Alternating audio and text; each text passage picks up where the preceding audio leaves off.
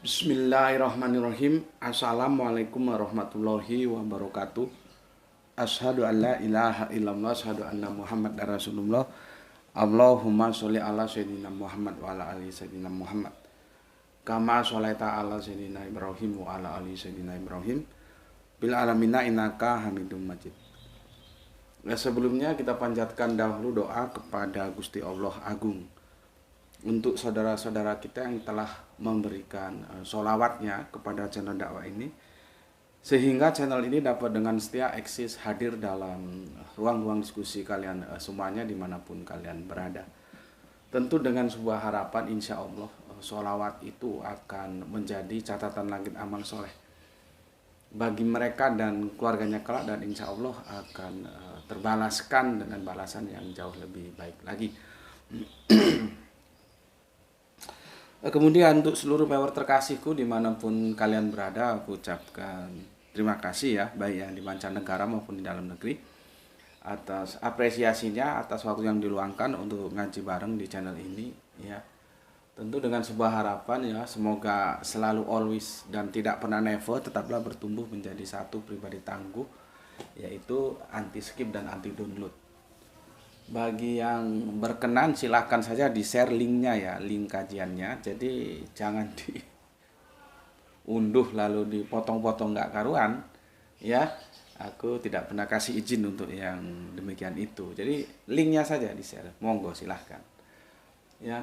Selanjutnya untuk kalian semuanya, aku nggak bisa sebut satu persatu ya nama-nama kalian, baik yang lewat WA maupun lewat komentar ya. Di kolom komentar itu aku ucapkan terima kasih atas doa-doa baiknya untukku dan keluarga, dan aku juga berdoa semoga kebaikan doa-doa itu tercurahkan bagi kalian semua yang mendoakan. Sebagai sesama saudara kita saling mendoakan dalam kebaikan, dan insya Allah doa kita bagian dari sekian banyak doa yang dikabulkan oleh Gusti Allah Agung. Amin amin ya rabbal alamin. Kemarin petang aku sudah jelaskan tentang egen itu ya, menjadi ya. Gak tahu, aku juga masih bingung akan kita hentikan di seri yang keberapa, karena memang dinamikanya masih jalan terus ini ya. Apakah kita buat terbuka saja, nanti sewaktu-waktu perlu kita lanjutkan gitu ya. Jadi dia tidak tertutup. Karena dari komen-komen yang masuk ini merujuk untuk lebih dilanjutkan lagi bagaimana kita memahami egen itu atau menjadi, supaya dalam otak-otak kalian jangan lagi berpikir bahwa ada Allah menjadi manusia. Itu enggak.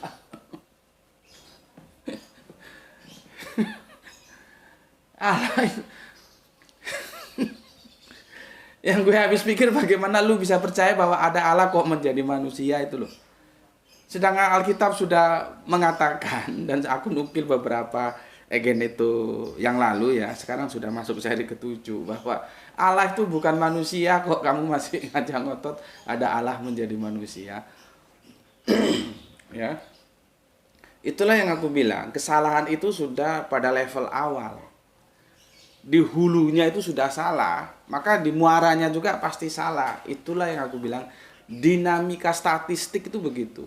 Jadi kalau gue jadi dosen statistik, gue kasih ujian kepada mahasiswi gue, terus mereka kerjakan di rumah, gue periksa itu lembaran-lembaran mereka, gue lihat awalnya saja. Kalau awalnya sudah salah, karena statistik itu selalu terkait, maka bawahnya tuh sudah nggak perlu dipikir, pasti salah. Maka tinggal dicoret aja, ngapain juga buang-buang waktu mengkoreksi sampai akhir. Toh tumpukan yang perlu dikoreksi masih banyak.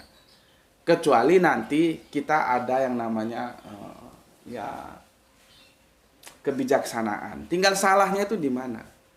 Kalau salahnya salah ngitung, tapi rumusnya, formulanya yang dipakai sudah benar, ya itu bisa kita maklumi. Misalkan 6 kali 5 ditulisnya 25. Nah, itu kita bisa maklumi. Atau dia tulis 20 gitu. Kita bisa maklumi, berarti dia cuman salah ngitung, tapi kerangka berpikir dia menggunakan rumus itu sudah benar. Nah, itu masih kita maklumi.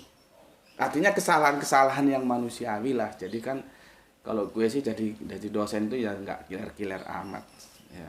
Tetap kita apresiasi gitu. Tapi kalau selama itu kesalahan notasinya yang dia pakai, rumusan yang dia pakai, karena dalam statistik itu rumusan itu berjibun itu. Banyak. Mana yang mau dipakai kadang-kadang kita bingung. Kalau dia salah memakai rumus, nah itu sudah dipastikan salah. Nggak ada kompromi seperti itu ya. Oke, begitu juga tentang Allah telah menjadi manusia. Dari segi penafsiran itu salah karena penafsiran itu berangkat dari terjemahan. Terjemahannya juga sudah salah. Ya. Orang di sana tertulis sak kok dianggap antropos, orang daging kok manusia. Sudah jelas lagi itu juga firman, bukan Yesus menjadi manusia. Ya, salahnya di mana? Sejak awal. Sejak Yohanes 1 pasal 1 sudah salah. Karena salah memposisikan firman itu sebagai personal, yaitu Yesus. Itunya masalahnya di sana. Coba pelajarilah himne Platonis, apakah begitu? Kenapa bisa begitu, Gus? Iya, karena gue bicara fakta. Faktanya apa? Dalam konsep teologis kekristenan, mereka terpecah. Ada yang tauhid. Artinya ketika dia Kristen tauhid, atau dia saksi Yehova, atau dia Mormon, tidak memahami Yohanes 1 pasal 1 itu seperti yang dipahami Kristen mainstream. Beda lagi. Jadi gue selalu berusaha untuk mencari fakta sehingga by data kita bisa bicara gitu ya. Oke. Nah, kemarin di seri yang ke-7 itu kita sudah bahas ya. Petrus 3:18 dan KPR. KPR itu Kisah Para Rasul 2:31 itu nggak match. Nggak ketemu. Kan kita sudah kaji dalam rupa apa Yesus itu dibangkitkan. Sekarang udahlah kita bypass, kita nggak usah lagi bertengkar. Yesus itu disalib atau tidak itu kita abaikan dulu ya. Ya sudahlah, Yesus disalib dan mati dan dibangkitkan. Pertanyaannya dibangkitkan dalam wujud apa? Ternyata nggak kompak ya. Petrus 3:18 mengatakan dalam wujud roh. KPR dalam wujud daging yang tidak rusak. Mana yang benar? Inilah yang disampaikan Al-Qur'an subiha. Ya. Yang disubiha itu apanya? Peristiwanya. Jadi nggak usah terlalu jelimet memahami memang peristiwanya itu bermasalah. Tapi kalau gue ngomong sama teman-teman Islam gue sendiri itu kan repot. Padahal dia hanya berpijak pada hadis. Nggak ada stuntman di sana. Kemarin kan sudah kita diskusikan dengan anak masih muda alumni Al-Azhar. Juga kacau pemikirannya. Karena dia sekolah pada lembaga formal. Ya pengetahuannya formal. Dia nggak rinci bahwa subiha itu tidak ada domirnya. Tidak seperti solabuhu ada domirnya. Kota luhu ada domirnya. Subiha kan nggak ada, subihahu nggak ada. Jadi semakin kita belajar apa-apa yang dijelaskan dalam penjelasan yang disampaikan oleh Petrus dan Kisah Para Rasul itu, kalau nggak salah yang nulis juga Lukas Kisah Para Rasul itu seorang tabib gitu ya, nggak matching. Jadi semakin mendukung pernyataan Al-Quran memang bermasalah. Tapi sudahlah itu kita lalui ya. Sudah kita lalui, disalib atau enggak disalib. Sekarang pertanyaannya, dalam wujud apa dia bangkit itu? Sementara ya Petrus mengatakan dalam wujud roh. Sementara Kisah Para Rasul dalam wujud daging, karena dagingnya enggak rusak. Mana mau diikuti? Dan sampai sekarang komentar yang masuk dari siapapun enggak bisa merukunkan itu. Karena gue sudah garansi, nggak bisa dirukunkan itu. Kalau lu terima yang satu, lu tolak yang satu. Karena itu bertanding, bukan bersanding. Nah, sekarang aku sampaikan. Yang paling logis itu kalau orang sudah meninggal, bangkit, ya wujudnya roh. Seperti apa yang disampaikan oleh Petrus. Lah kalau sudah wujud roh, berarti kisah-kisah pasca kebangkitan Yesus, itu kisah-kisah yang sengaja dibangun itu tidak faktual. Termasuk Yesus naik ke langit, nanti turun lagi mau kiamat, dan menjadi repot kita. Karena itu juga diterima mentah-mentah oleh saudara muslim kita, bahkan menjadi pendapat yang mainstream. Oh nanti kanjeng Nabi bisa turun lagi. Gue berkali-kali bilang, itu dihormati saja. Karena itu akidah saudara Kristen kita dalam konteks kedatangan kedua. Lu menghormati bukan lu harus mengimani kok, lu kebablasan lu imani. Al-Quran tidak berbicara tentang itu. Itu dahsyat itu. Ada orang bisa naik ke langit itu dahsyat. Nanti turun lagi. Tapi Al-Quran tidak bicara kok. Begitu juga Mi'raj itu dahsyat. Tapi Al-Quran tidak bicara kok. Pertengkaran kita tentang Kanjeng Nabi bisa turun lagi atau tidak, Mi'raj itu bagaimana, itu hanya pada level hadis, tidak dalam Al-Quran. Kalau kita jujur dan kita harusnya jujur, Al-Quran tidak mengatakan itu. Gitu loh. Jadi jangan melampaui kitab suci, tunduk terhadap Al-Quran. Itu yang gue maksud. Nah sekarang gue kembali ke teman-teman Kristen. Lu sekarang tahu, yang namanya roh itu tidak bisa diidentifikasi karena dia berbicara dalam aspek metafisik, bukan fisik. Jadi cerita-cerita yang dibangun, seperti yang Thomas ketemu itulah, yang katanya ketemu orang selama 40 hari berkeliling lah, yang katanya naik ke surga atau ke langit itu urusan kalian lah ya, karena perdebatan di internal kalian gitu ya. Yang mempersiapkan tempat di surga nanti jemput lagi kedatangan yang kedua lah. Orang take off-nya saja itu bermasalah. Benar take off di Betani atau di tempat lain itu bermasalah. Ya. Jadi banyak permasalahan-permasalahan yang ada di dalamnya, sehingga kalian harusnya berpikir ulang bahwa cerita-cerita yang dibangun itu kalau mau diimani ya monggo. Gue nggak ada masalah. Lu mau imani kedatangan kedua monggo. Tapi you paham setelah ngaji di sini itu cerita kisah yang dibangun. Supaya moralitas para pengikut Yesus itu tidak ambrol gitu loh. Karena semua perjuangan itu bermula dari moralitas. Kalau moralitasnya sudah ambrol nggak mau lagi berjuang. Sama dengan kenapa ada peringatan kelahiran Kanjeng Nabi Muhammad. Itu dalam rangka Salahuddin Al-Ayyubi membangun moralitas. Dan alhamdulillah subhanallah setelah dibikin peringatan kelahiran Kanjeng Nabi Muhammad, tapi sayangnya kan dia berpijak kepada kelahiran bukan Muhammad Rasulullah tapi Muhammad bin Abdullah ya. Itu problem sendiri lagi itu ya. Ketika berangkat perang menang. Itu buktinya bahwa moralitas itu yang utama. Bayangkan lu berangkat perang tapi moralitas lu sudah ambrol, ya mampu saja kau.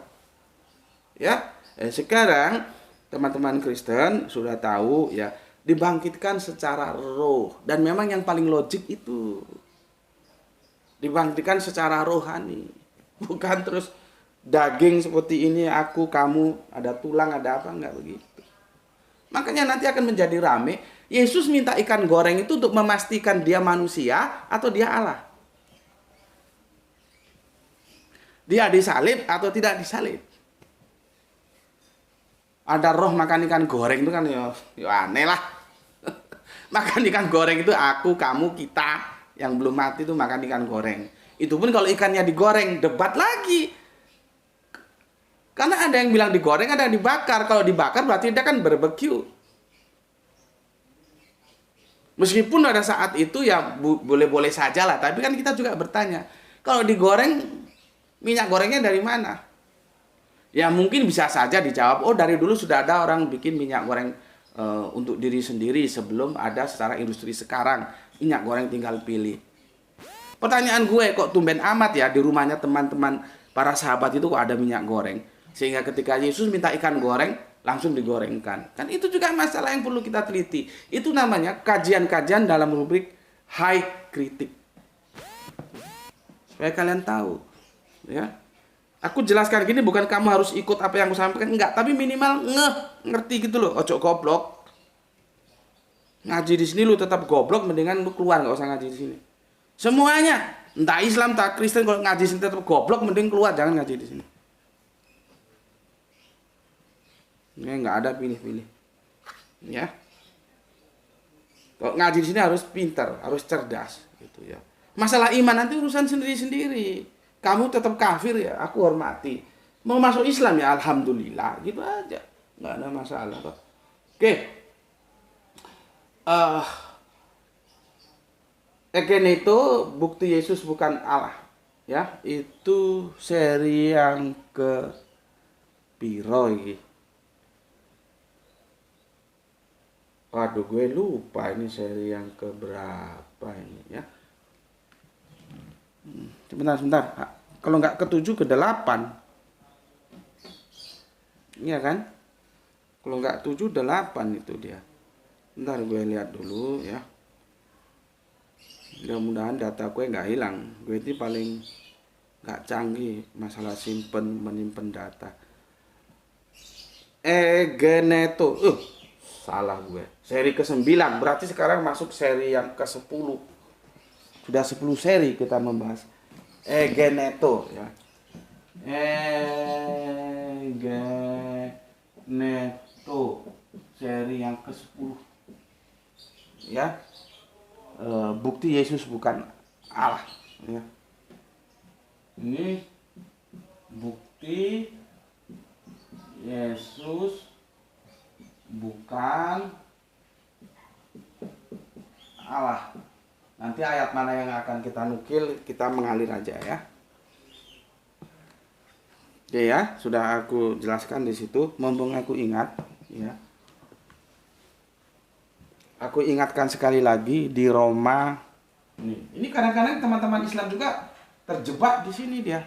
Kemarin Beben sudah aku ingatkan, jangan gitu kamu. Roma 9:5. Ya.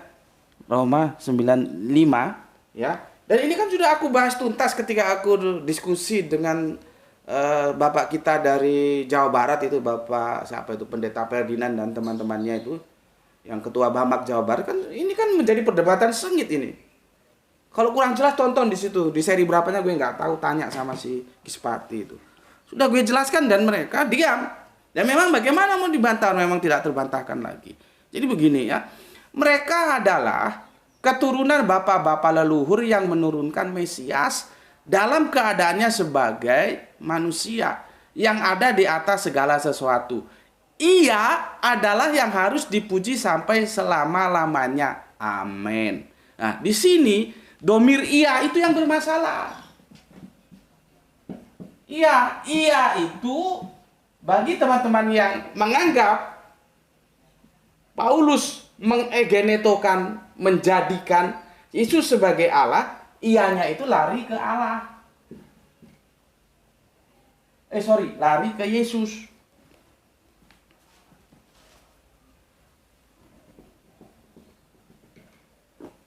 Lari ke Yesus. Karena apa? Sudah kebelet.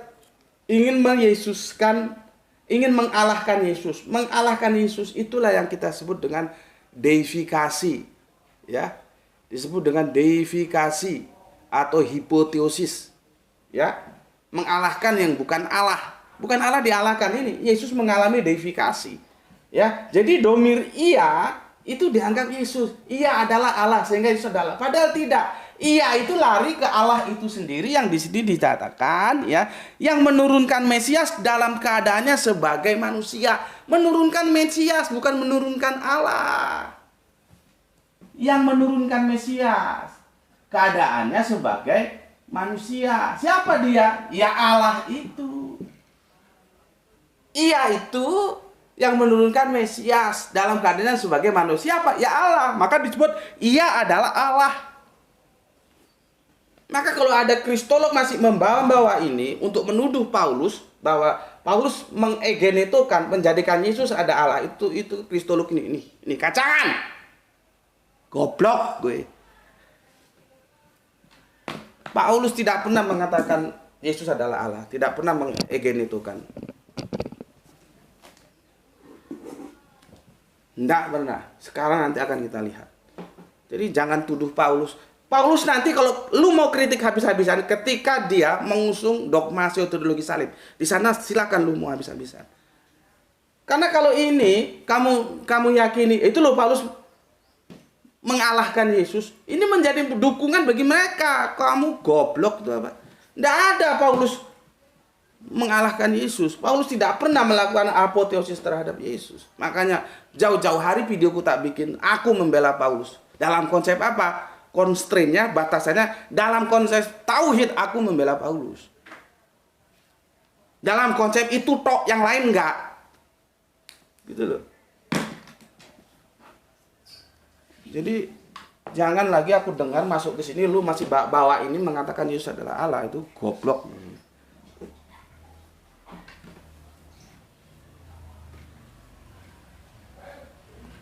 Untuk pendeta yang dari Jawa Barat aja gue jelasin akhirnya diem. Mau bantah di apa, orang terjemahannya seperti itu. Itu kan surat kiriman Paulus terhadap jemaat yang di Roma. Ya. Oke.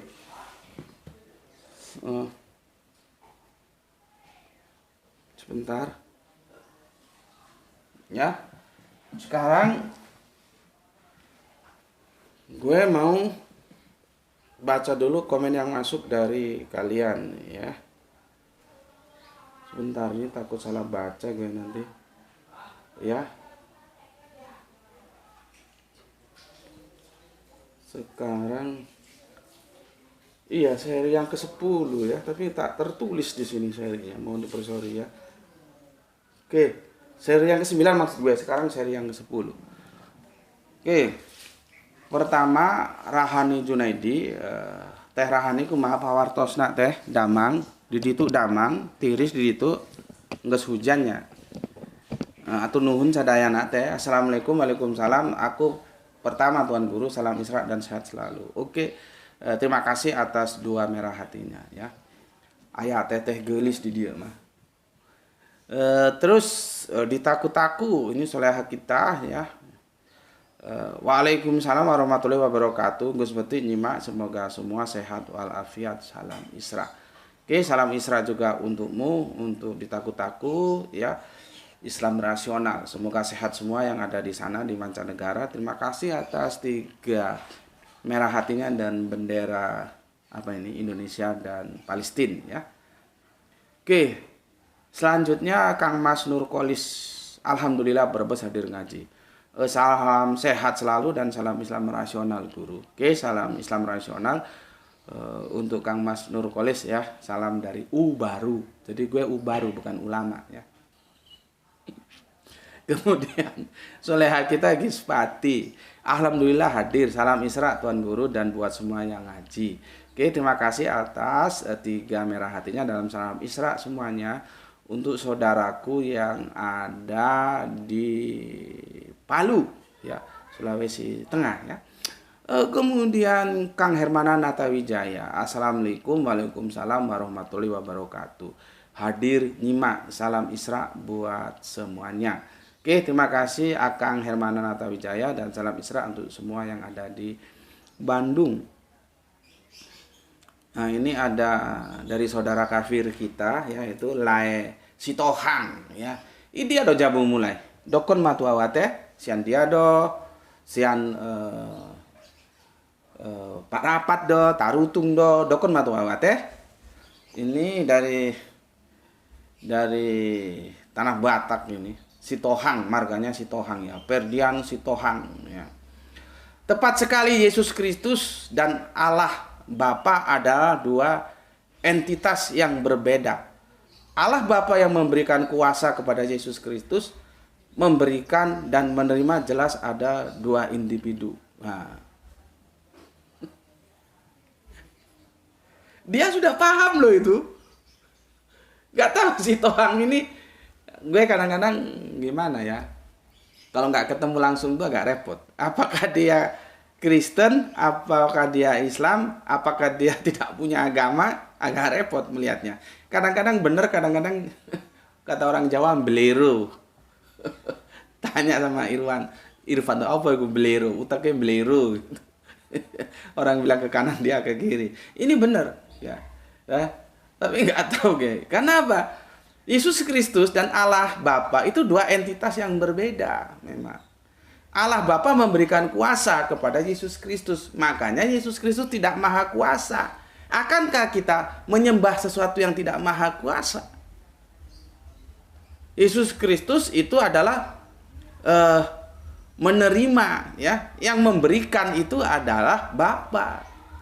Maka kalau Yesus mendapat gelar Alfa Omega, itu bukan berarti dia Alfa Omega yang sebenarnya. Sama dengan ketika Musa menjadi Allah dan Fir'aun dan Harun menjadi nabimu. Itu orang-orang Israel dengan cerdas mengatakan bahwa bukan berarti itu Allah sebenarnya.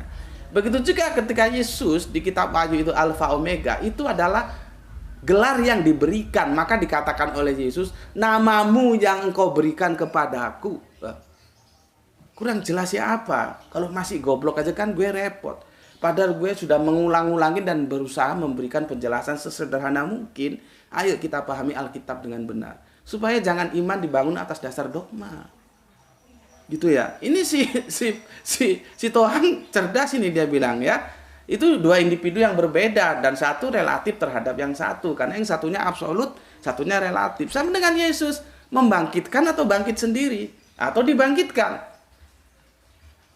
Itu silakan baca saja, nanti kapan-kapan kita bahas itu ya. Jadi gue ulangin. Tepat sekali, Yesus Kristus dan Allah Bapa adalah dua entitas yang berbeda. Allah Bapa yang memberikan kuasa kepada Yesus Kristus, memberikan dan menerima, jelas ada dua individu gitu ya. Tetapi konsep seperti ini itu lebih bisa diterima kepada Kristen yang Tritunggal. Kalau Kristen Oneness nggak begitu konsep Tuhannya. Karena yang menjadi Bapa itu ya Yesus, yang menjadi Putra itu ya Yesus, yang menjadi Roh Kudus itu ya Yesus itu. Ini nggak diterima ini. Kalau dalam konsep Tritunggal, oke lah, dua individu yang berbeda. Ya, meskipun di sini nanti akan menjadi perdebatan ya, mereka tentunya tidak saja menerima bahwa Bapa memberikan kuasa kepada Yesus, meskipun itu sebetulnya sudah dijelaskan sama pendeta ES yang juga mendapat serangan bertubi-tubi dari sesama Kristennya, bahwa Bapa lebih besar daripada aku. Aku mengerjakan apa yang Bapa ajarkan. Jadi Yesus itu tidak ngawur, dia dalam kontrol. Yang dalam kontrol itu pasti bukan Allah gitu loh, bukan yang maha kuasa. Dalam kontrol Bapa gitu loh ya. Itu untuk Lai Sitohang ya. Oke. Kemudian Kang Wahyudi ya. Assalamualaikum Gus. Waalaikumsalam. Nyimak kajian sambil nyipok Gunung Kawi jenis Robusta. Salam Isra. Oke, salam Isra. Untuk Kang Mas Yudi, tolong aku dikonfirmasi kopi yang ada asam-asam kecutnya itu yang mana? Yang Robusta atau yang Arabica? Karena kalau yang pahit itu aku enggak kuat ya. Aku ini minum teh putih. Minum air bening sekarang. Bismillahirrahmanirrahim.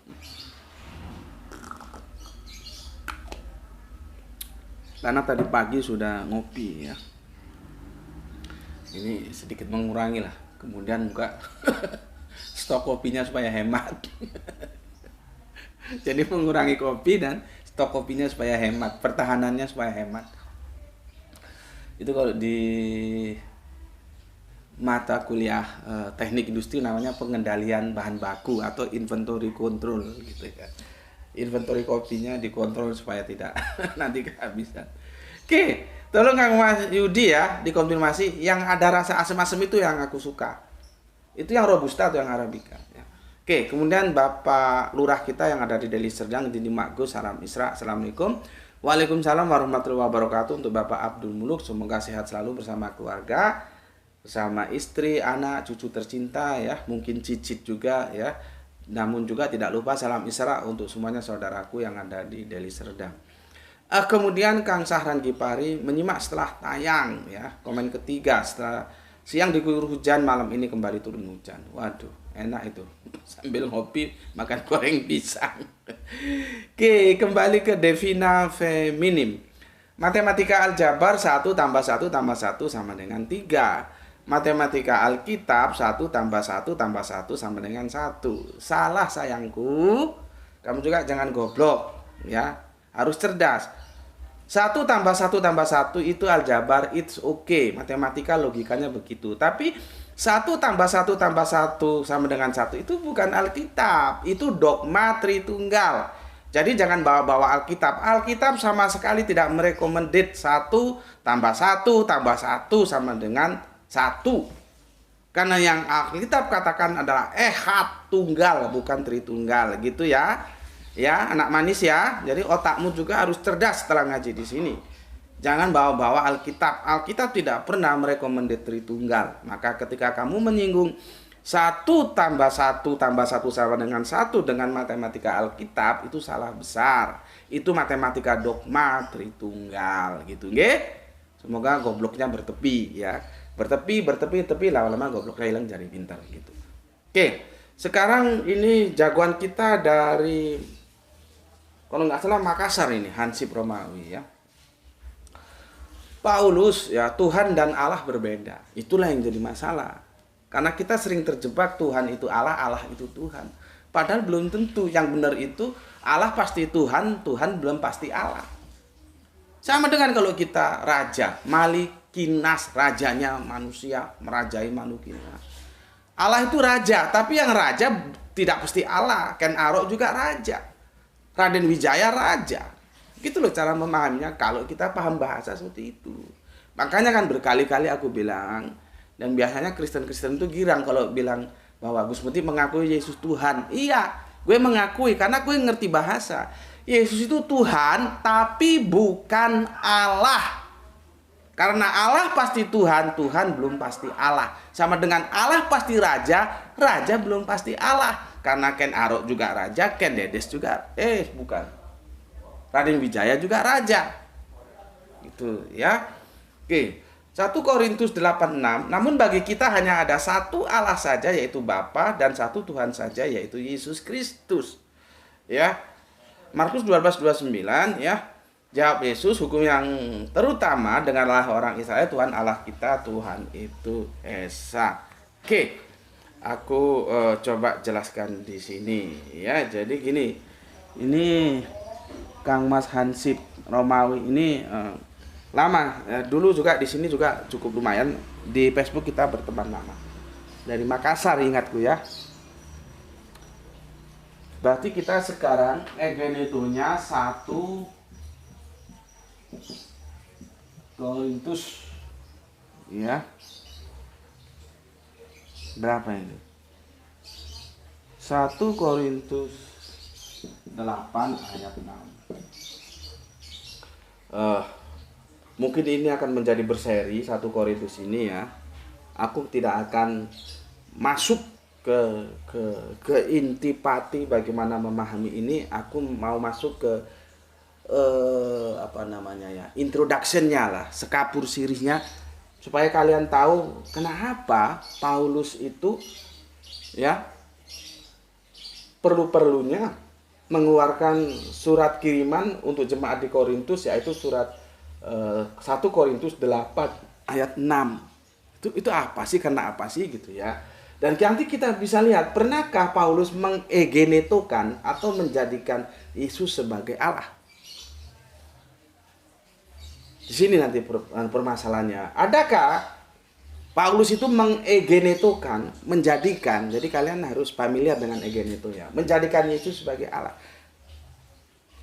Ya maybe yes, maybe no. Makanya sekarang untuk mendapatkan kepastian jawaban kita mulai kaji.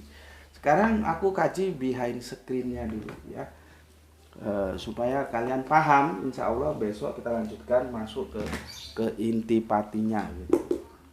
Oke, sebentar aku siapin dulu ya.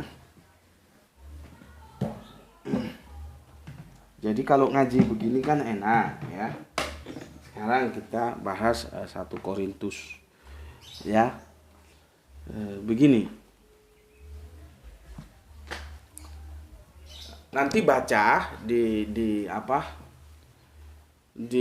mulai kisah para rasul terus itu nanti baca. Terus nanti sidang di Yerusalem itu juga dibaca ya.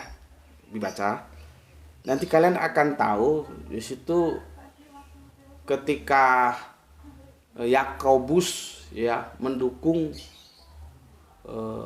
pendapatnya si Petrus itu sebagai komandannya. Komandan itu kalau kita bilang ya orang pertama dari 12 para murid itu orang pertamanya Petrus. Ya, Yakobus itu juga iya, tapi dia levelnya masih di bawah Petrus. Ketika Petrus memberikan sebuah katakanlah keringanan ya, ya sudahlah orang jadi pengikut Yesus, nggak apa-apa, nggak harus disunat. Nah, gitu ceritanya panjang itu ya, karena nanti ada Paulus yang dibawa masuk ke situ oleh Barnabas. Jadi Paulus itu punya hutang budi terhadap Barnabas. Kalau bukan karena jasa Barnabas, Paulus nggak bisa populer seperti sekarang. Meskipun nanti akhirnya Paulus berbeda pendapat dan berpisah dengan Barnabas. Jadi Barnabas yang membawa Paulus masuk ke dalam ring satu. Akhirnya di sana dia mengklaim ya rasul untuk orang tidak bersunat. Di situ loh cikal bakalnya. Ini kalian harus tahu sejarahnya. Nah, ketika dia mengklaim untuk rasul, makanya sekarang Kristen-Kristen yang goyim itu nggak sunat karena di situ ceritanya. Nanti dibikinlah alasan sunat rohani, sunat rohani, sunat rohani. Masalahnya Yesus kan tidak cukup dengan sunat rohani. Dia juga usia 8 hari sunat jasmani. Itu loh masalahnya. Ya. Berikutnya, ketika ya kekristenan itu dibawa keluar dari teritorial Israel, maka kita harus tahu ada dua superpower pada saat itu. Ada Yunani, ada Romawi. Ini superpower jagoan saat itu. Kalau sekarang ya Paman Sam lah. Ya. Paman Sam ya. Bukan Paman Usman. sorry. Jadi berimbas ke politik. Nanti Indonesia disebut Paman Usman kan. Aduh. Paman Sam, bukan Paman Usman ya. Nggak tahu sekarang masih aktif gak di apa komisi konstitusi itu ya. Udah kita lupakan itu, nanti kita bahas di playlist tersendiri politik embongan ya. Kita ke sini. Yunani Romawi ini jagoannya saat itu gitu loh. Kalau sekarang kita sebut bandingannya itu ya Paman Sam itulah, Amerika itu. Ya. Ini mereka orang yang hidup dalam paganisme. Gitu loh. Paganisme artinya mereka terbiasa dengan hal-hal yang disebut apoteosis. Atau apa tadi? Deifikasi. Artinya apa? Menjadikan sesuatu yang bukan Allah.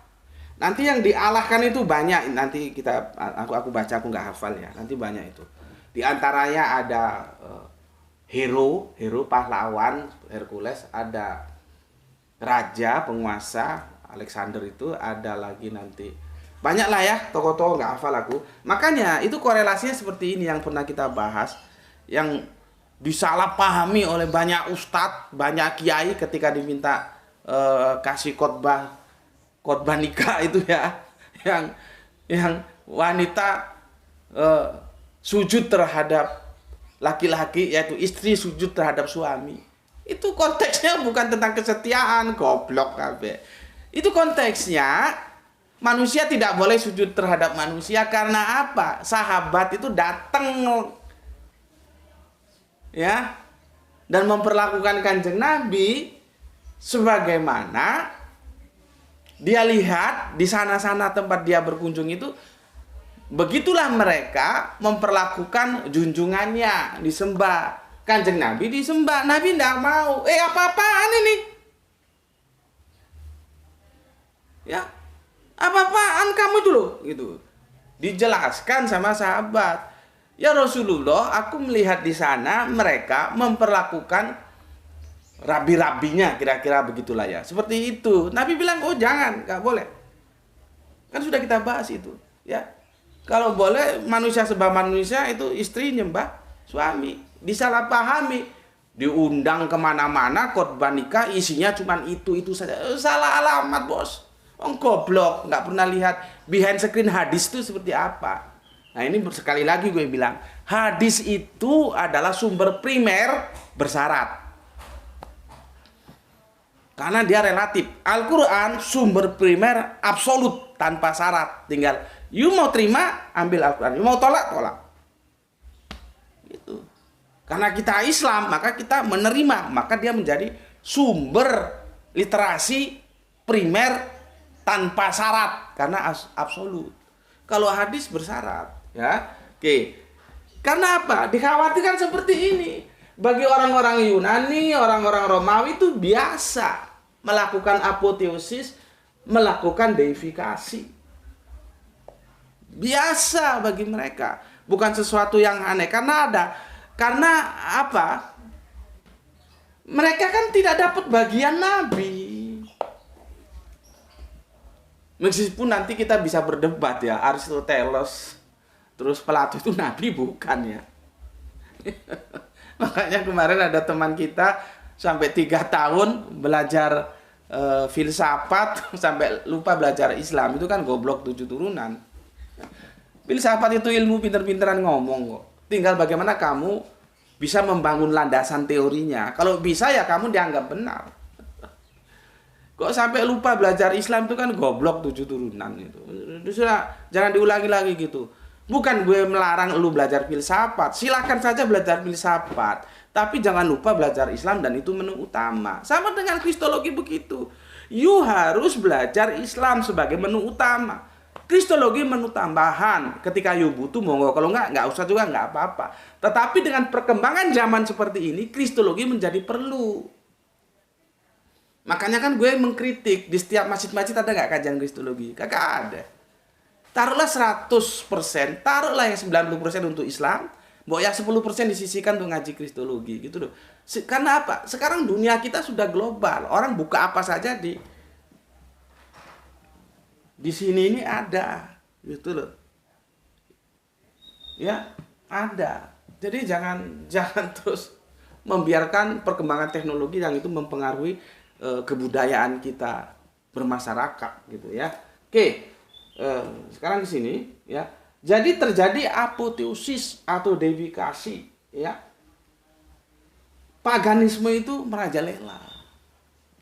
Karena apa? Dia bawa keluar. Yunani Romawi mempengaruhi daerah-daerah sekitar di mana tempat Paulus mendakwakan. Salah satunya di Korintus. Terpengaruh oleh agama-agama ini, gitu loh. Kalau kita pelajari agama itu kan dia akan bisa terbentuk, kecuali agama yang dari Allah ya. Itu beda lagi nanti memang. Agama-agama budaya yang samawi dan ardi. Yang gue bilang yang ardi dulu, yaitu dia bisa boleh jadi dia terbentuk karena pengaruh dari agama-agama di sekitarnya. Ya, ini kita berbicara tentang historis religion, ya. Karena dia terpengaruh desakan-desakan agama-agama di sekitarnya. Kalau kita main-main ke kelenteng itu kan, aku sendiri sebetulnya agak bingung. Ke kelenteng itu konsepnya gimana? Karena Tridharma itu kan ada Confucius juga masuk ke dalamnya. Nanti apalagi Cina seperti Buddha gitu ada lagi, jadi seperti mix hybrid campuran gitu ya. Makanya gue juga perlu teman ya untuk belajar tentang agama-agama yang saudara-saudara Tionghoa kita pakai ya, kayak kelenteng itu, tentang apa yang mereka sembah itu sebetulnya bagaimana gitu. Gue minum dulu, bismillahirrahmanirrahim.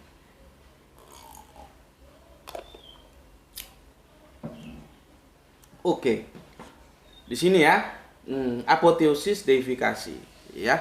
Ini kita kajian historis religionnya seperti itu. Agama bisa terbentuk karena desakan agama-agama lain, ya.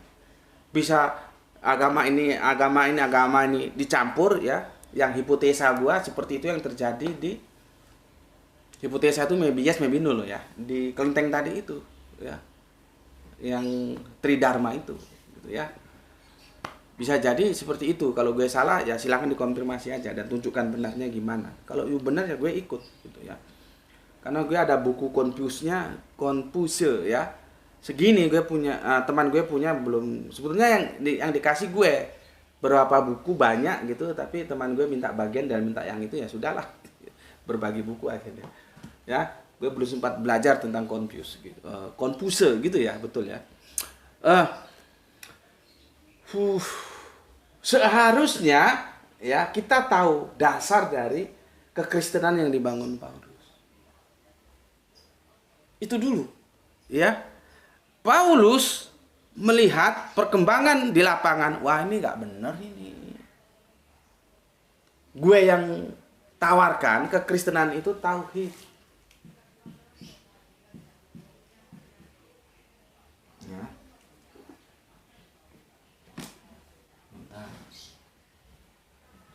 Kristenan yang gue tawarkan itu tauhid. Gitu loh ya.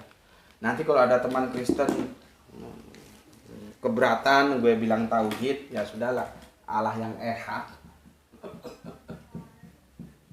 Tunggal, bukan tritunggal, bukan monothesis. Monothesis itu dalam kuantitatif benar tunggal, tapi berapanya benar tunggal, siapanya yang jadi masalah. Maka ini juga jarang ustadz kiai-kiai jelas bahwa tauhid itu ada dua dimensi, siapa dan berapa itu kudu jelas. Bukan hanya satu saja terus tauhid. Enggak begitu. Ya.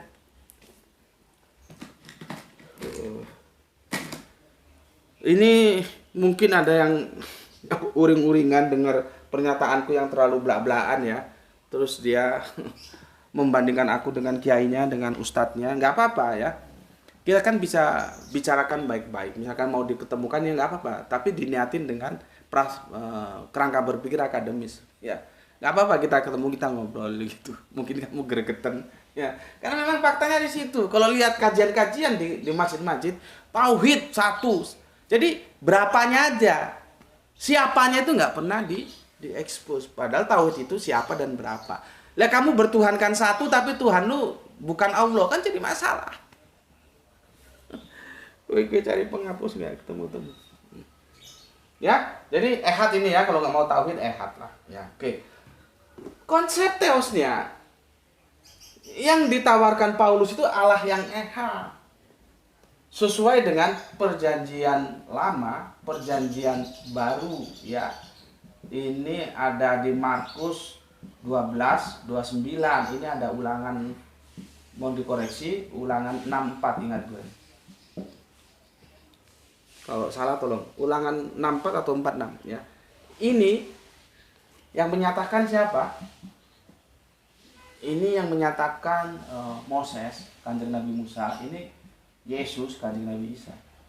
Jadi mereka nggak bergeser. Sumbernya satu, Allah. Nanti Bapak Abraham juga begitu, Kanjeng Nabi Muhammad juga begitu. Jadi nggak ada ceritanya Nabi itu mengajarkan paganisme, mengajarkan apoteosis atau deifikasi. Orang dia mengajarkan nyembah Allah kok, bukan sembahlah aku. Ya. Injil gue di sana ya. Jadi gue nggak bisa cross check ulangan 64 ini benar atau salah. Ya. Coba kita ketik dulu ya. Kita ketik dulu Esa ya, bisa di sini dia. Kalau ini bisa menolong kita ya. Esa, Markus 12:29 ya. Gue nggak siapin tadi datanya, jadi gue takut salah aja ya. Markus 12:29 ya. Oh, panjang kali ini ya. Bentar, mohon sabar ya. Karena gue kalau nggak datanya valid itu nggak srek. Harus gue pastikan dulu ya. Karena data valid aja kadang-kadang masih ada yang kritik. Apalagi datanya nggak valid. Markus 12:29 ya. Markus 12:29. 11, 12, 29. Oke. Markus 12:29. Jawab Yesus, hukum yang terutama ialah, dengarlah hai orang Israel, Tuhan Allah kita Tuhan itu Esa. Kita lihat catatan kakinya, jebret. Alhamdulillah benar ya. Ulangan 6 ayat 4. Lengkapnya 4 sampai ke 5. Tapi di ayat 4-nya saja sudah menjawab itu ya. Jadi di sini. Ya. Di sini ya. Ini yang diusung Paulus. Nanti Paulus itu dalam surat-surat kirimannya banyak dia menggunakan kata Esa. Allah itu Esa, Esa pula yang diutusnya. Esa, Esa, tunggal-tunggal bukan Tritunggal. Tritunggal dari Hong Kong apa kamu? Iya, Tritunggal dari Hong Kong. Makanya gue kadang-kadang ya, kalau ada teman-teman, ya tapi itu hak-hak dia ya, aku hormati aja lah. Saya pasti masuk surga, saya pasti masuk surga gitu. Jadi percaya diri. Ya, apakah orang Islam pasti masuk surga gitu? Ya kita ditanyain begitu ya repot mau jawab karena kita tidak boleh sombong seperti itu. Ya. Jadi kita juga agak repot kalau ditanyain apakah orang Islam pasti masuk surga. Maka jawabnya bukan orang Islam pasti masuk surga karena kita tidak boleh ada jumawah kesombongan. Kami pasti masuk surga, kami pasti masuk surga. Bukan begitu jawabnya. Jawabnya adalah Islam hakul yakin pasti mengantarkan manusia ke surga. Begitu. Tapi apakah kita pasti masuk surga? Kan kita tidak boleh sombong. Aku pasti masuk surga, pasti masuk surga. Kalau aku ketemu teman-teman Kristen itu, aku pasti masuk, kami pasti masuk surga. Ya gue hormati aja, tapi gue ya senyum juga. Orang konsep teosnya aja belum beres kok mau masuk surga, surga dari Hong Kong. Apakah mungkin oneness, tauhid, Tritunggal akan sama-sama masuk surga? Yang punya surga itu satu. Kan jadi pertanyaan, yang punya surga itu yang disembah oneness, apa yang disembah Kristen tauhid, atau yang disembah Kristen Tritunggal? Kok gue pasti masuk surga. Aduh. Cuman ya begitu ya. Gue ini orangnya ada ya. Ya bisa lah untuk sedikit menerima, artinya menerima dalam konteks sosial. Ya gue hormatin, gue senyum aja. Kecuali nanti dalam konteks perdebatan diskusi, maka gue mau ngomong surga dari Hong Kong. Kan gitu. Karena konsep teosnya aja bermasalah kok ya. Oke, kita kembali ke sini ya. Yang diusung ya oleh Paulus itu Allah yang tunggal, Allah yang ehad. Kalau nggak mau disebut tauhid ya sudahlah, nanti dikirain gue membidik kekristenan dengan Al-Quran ya, jadi repot lagi. Gue ngalah dah, ini gue hapus tauhid ya, nggak pakai tauhid. Padahal ada Kristen tauhid itu, dia mengatakan dirinya Kristen tauhid, ya gimana lagi? Teman-teman gitu dia kalau ditanya apa? Enggak, gue bukan Tritunggal, oneness bukan apa, Kristen tauhid gitu. Tapi supaya lebih enak sudahlah ya, kita lampaui saja sesuatu yang supaya tidak menjadi penghalang, diskusi kita bisa jalan. Yang diusung ya oleh Paulus itu Allah yang ehad. Makanya gue tanya, memangnya Paulus pernah mengegenetokan Yesus menjadi Allah? Tidak pernah. Kalau Yesus menjadi Tuhan, pernah. Tapi lihat Tuhan yang T-nya aja yang besar. Paham lu? Gak pernah Yesus itu diegenetokan oleh Paulus menjadi Allah. Kalau menjadi Tuhan pernah, kan sudah kita bahas kemarin. Setelah disalibkan dan dibangkitkan, maka dia menjadi Tuhan. Nah, itu ada, bukan menjadi Allah loh ya, menjadi Tuhan. Jadi jelas. Nanti juga kalau kita sudah masuk insya Allah besok ya ke konten dari Korintus 8:6, kamu akan tahu apa itu Tuhan, apa itu Allah, lebih jelas posisinya. Sementara kita masuk ke latar belakangnya dulu ya, ke introduction-nya sebagai skapur siri ya. Paulus lihat, loh, di medan dakwah, di lapangan ternyata banyak pagan. Yang gue usung, yang gue dakwakan kagak pagan, kagak Yunani, kagak Romawi punya. Bagi orang Romawi, bagi orang Yunani ya memang banyak Allah, banyak Tuhan. Bukan itu yang gue usung, bukan itu. Ini jadi di lapangan tuh bertempur mereka, gitu loh. Karena masing-masing agama itu membawa konsep Tuhannya sendiri-sendiri. Kalau gue bilang konsep Tuhan itu ya Tuhan yang besar semua, bisa juga Tuhan yang T-nya aja yang besar ya. Jadi langsung merangkap. Mereka membawa konsepnya sendiri-sendiri. Paulus tidak terima, dia tidak mau. Yang gue usung bukan itu. Bukan yang disembah Yunani, bukan yang disembah Romawi, ataupun pagan-pagan, kerucuk-kerucuk pagan yang ada di sekitarnya, ndak itu. Dia mengusung apa yang disampaikan oleh Yesus, apa yang disampaikan oleh Moses ya dalam Ulangan 64 dan di copy paste secara tepat oleh Yesus. Ya, kenapa gue bilang secara tepat? Kan ini Yesus kan dites. Salah satu kehebatan orang Yahudi Israel itu suka ngetes. Tapi kalau tahu itu benar, dia ikut, itu bagusnya. Ya, kan dites. Ini kok ada orang kok cerdas banget sih? Coba-coba lu tanya dia, hukum apa yang paling utama? Dijawab, Shema o Israelu Adonai Eloheinu Adonai Ehad. Dijawab sama orang-orang Yahudi Israel itu, benar sekali katamu guru, memang dia Ehad. Nah kalau Yesus salah, babak belur dia bisa dilempari. Kenapa benar? Karena dia menukil sesuatu yang sudah diterima menjadi kebenaran oleh orang-orang Israel Yahudi lewat pengajaran dari Allah yang disampaikan oleh Kanjeng Nabi Musa atau yang disebut Moses dalam Ulangan 6 ayatnya yang keempat. Maka langsung dibenarkan. Benar sekali guru jawabmu itu, memang dia adalah Esa tunggal, bukan Tritunggal, bukan manusia. Gini masih kurang jelas. Lah kalau itu mau didustakan, ya sudah repot gue. Gak tahu cara apa lagi gue harus jelaskan supaya you tunduk terhadap Alkitab. Jangan tunduk terhadap omongan gue. Ya, tunduk terhadap Alkitab. Yang jadi masalah, omongan gue bersandarkan Alkitab. You mau bantah, ayo ketemu. Bantah ini. Pernah Yesus mengajarkan Tritunggal atau Yesus? yang diajarkan Ehad. Ya.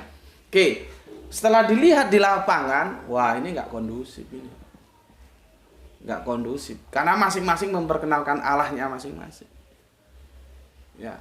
Bagi orang-orang yang dalam kekuasaan Yunani Romawi, ya silahkan saja. Karena Paulus juga tidak mampu membendung. Ya, mereka mau melakukan apoteosis itu sudah lumrah gitulah. Jadi Paulus simple fokus kepada Kristen yang dia bawa aja gitu loh. Nggak mungkin dia bisa membendung orang lain. Oh jangan pagan, jangan pagan. Karena dia berhadapan dengan ini superpower. Yunani dan Romawi gitu ya. Maka untuk memberikan identitas, nah kembali lagi identitas. Agama itu harus punya identitas. Identitas paling perlu ya dalam sebuah agama itu konsep teosnya. Untuk itulah Paulus perlu mengeluarkan surat kiriman yang dicatat dalam 1 Korintus 8 ayat 6. Ini surat kirimannya Paulus terhadap jemaat yang di Korintus. Karena mereka, jemaat yang di Korintus itu dalam kondisi ini gimana ya?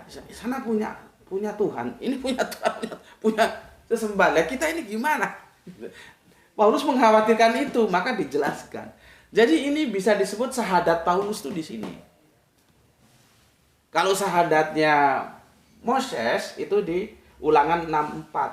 Syahadatnya Yesus di Markus 12:29. Nah, gue tambahin ini supaya lu encer otak lu ya, nggak goblok lagi.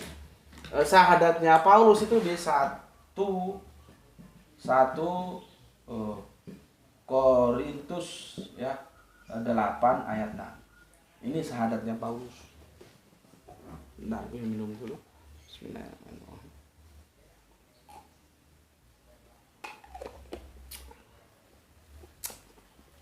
Bening ya. Sebetulnya bukan air putih, air bening gitu ya. Kalau putih itu kan ini putih. Nah, ini kan bening. Salah kaprah lagi. Seperti bata merah itu sebetulnya nggak merah itu. Merah itu kan ini. Makanya nanti jadi perdebatan tentang warna sapi. Kalau di kita kan sapinya warnanya kuning, yang itu cerita tentang Bani Israel di surat Al-Baqarah, coba di cross check nanti ya. Kalau di Perjanjian Lama sapinya itu merah kalau nggak salah. Ya itu kan masalah lagi, karena ya terjemahan itu memang bermasalah. Ya, air putih dibilang air putih padahal air bening seharusnya. Oke, ya inilah kajian yang singular ya. Dia kemana-mana, tapi kalian tetap fokus terhadap inti yang aku sampaikan. Namun demikian jangan lupa juga yang singular itu juga penting. Dari sini kalian cuma tahu nanti, oh iya ya, ada perbedaan antara sapi itu kan orang Yahudi kan disuruh cari sapi lah, kamu nanti kamu sembelih. Banyak tanya sapinya yang umur berapa, yang bagaimana, yang warnanya apa gitu. Itu di Perjanjian Lama ada itu. Nanti masalah warna itu beda. Ya, ya seperti ini. Ya, sudah jelas air bening disebut air putih. Sudah jelas bata itu kuning ya, disebut merah. Beli bata merah. Jadi ingat mau bangun rumah belum kesampaian kalau bilang-bilang material bata merah. Ya. Oke. Nih ya. Nih. Ini syahadatnya Moses, ini syahadatnya Paulus. Oke. Insya Allah apa isi dari, kalau isinya kalian mesti tahu lah ya, kalian sudah baca. Tapi bagaimana pemahaman tentang 1 Korintus 8:6 itu kan perlu dijelasno ya, diuraikan. Gue nggak tahu apakah gue sudah pernah jelasno ini atau enggak. Mungkin kalau ada yang bisa bantu coba sampaikan ya. Sampaikan ke aku. Sudah pernah Gus di ini gitu ya. Apanya namanya itu? Linknya sampaikan ke aku. Karena dari 2000 lebih, 2100 atau 2000 berapa video kita. Gue nggak hafal semua satu-satunya. Bayangkan produktivitas kita cukup tinggi ya. Cuman kan YouTube nggak melihat produktivitasnya, dilihat berapa iklan yang masuk. Karena YouTube juga dapat duit dari iklan gitu. Jadi gue ya maklumi lah. Seharusnya kan ada, ini untuk prestasi yang produktif ya. Ya adalah kontribusi, bantu-bantu bayar pulsa, bayar spidol gitu. Tapi spidol alhamdulillah akhirnya ada bapak kita yang selalu titip untuk beli spidol gitu ya. Oke lah, sudahlah itu bahas. Lain kali kita bahas ya. Dan akan kita lanjutkan insya Allah di seri yang ke-11. Bagaimana kita memahami 1 Korintus 8:6 ini. Ya, sampai di sini dulu pesan aku. Jaga Allah, jaga Kanjeng Nabi, jaga Al-Quran, jaga sholatmu, jaga imanmu dalam bingkai keindahan Islam. Setelah engkau mengeksploitasi rasionalitasmu, mendapatkan kebenaran, jaga dalam hati. Tetapi tetap memberi hormat kepada saudara kita yang memilih jalan lain, karena mereka tetap saudara kita. Ya. Semoga yang ngaji di sini kita semuanya, aku dan kau, kita mendapatkan keberuntungan. 1, rezeki yang barokah. 2, kesehatan yang prima. Oke, terima kasih telah meluangkan waktunya ngaji bareng Gus Betik di channel ini. Semoga menyenangkan ya. Semoga menyenangkan. Terima kasih sudah meluangkan waktunya ya, dan salam Isra untuk semuanya Islam rasional. Alhamdulillah rabbil alamin.